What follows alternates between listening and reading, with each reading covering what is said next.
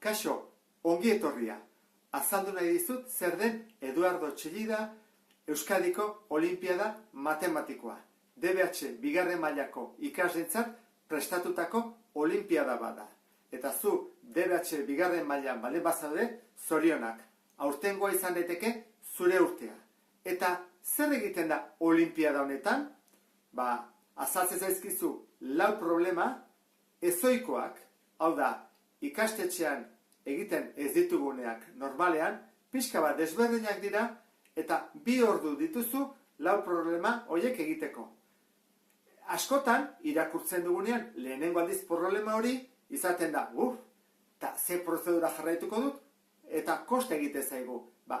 Aurrera jarraitu behar dugu, saiatu, eta pentsaera eta pentsamendu divergentea eta sormen handiarekin aterako ditugu. Hortarako bideoak izango dituzu hemen, poliki-poliki ikusteko nola trebatu problema horietan. Ze azken finean matematika lantzen dugunak eta gustatzen zaigunak eta disfrutatzen dugunontzat, problemak izate aurrean da ziragarria, oso polita. Orduan, animo, hemen izango dituzu problema horiek. Eta lau problema horiek noiz egiten dira? Lau problema horiek egiten dira martxoan. Beraz, hemendik martxo arte baduzu aukera prestatzeko. Ikastetxe bakoitzean, bai Gipuzkoan, bai Bizkaian eta bai Araban, ordu eta egun berdinean ikasle guztiek DBH bigarren mailan apuntatu den ikasle guztiek azterketa edo proba hori egingo dute. 2 ordu proba hori egiteko. Ostiral goiz bat izaten da, eta normalean 10-etatik 12-tara edo 9-etatik 11-tara. Lehenengo fase hortan, 3.000 ikasle horietatik pasatuko dira 200 bat. Zergatik, ze ikastetxe bakoitzetik 2 edo 3 hobekien egin dutenak aukeratu behar direlako. Orduan, 200 horiek izaten dira gutxi gora bera 60 bat gipuzkoarrak.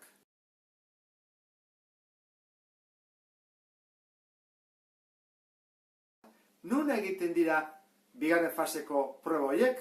Kasu honetan, Gipuzkoan, gure ikastetxean bertan egingo da, Peña Floridan. 60 bat izaten dira, eta fase hori pasatzen dutenak oso gutxi izaten dira, bakarrik 12. Eta 12 horiek joango dira, ekainean Gasteizera, behaien diploma jasotzera, eta baita ere sariak. Ta zeintzu dira sari horiek? Lehenengo lauentzat, beka bat atzerrian hizkuntza ikasteko, beka 3-4 asteko estantzia bat, eta 5-garrenetik 12-garrenera sari bereziak. Hortaz gain, lehenengo 3ak aukera dute, eta joaten dira noski, Espainiako Olimpiada Matematikora. Hoi noiz izaten da? Ekaina bukaeran. 5-6 eguneko egonaldi bat izaten da, hiriburu batean, bat izan daiteke Madriden, Bartzelonan, Tarragonan, ala Kanarietan. Eta hor lantzen da beste ikasleekin matematika egiteko eta taldean ere matematika lantzeko. Azken finean zer nahi dugu? Matematikaz disfrutatzea, gozatzea, ondo pasatzea eta olimpiada hauek prestatzen baditugu, behar bada, helburu hori lortu dezakegu.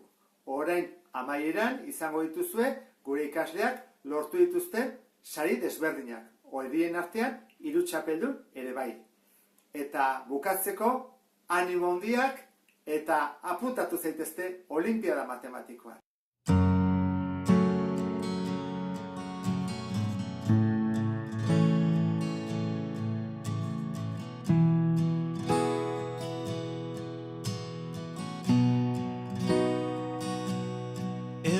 Cowboy, he always misses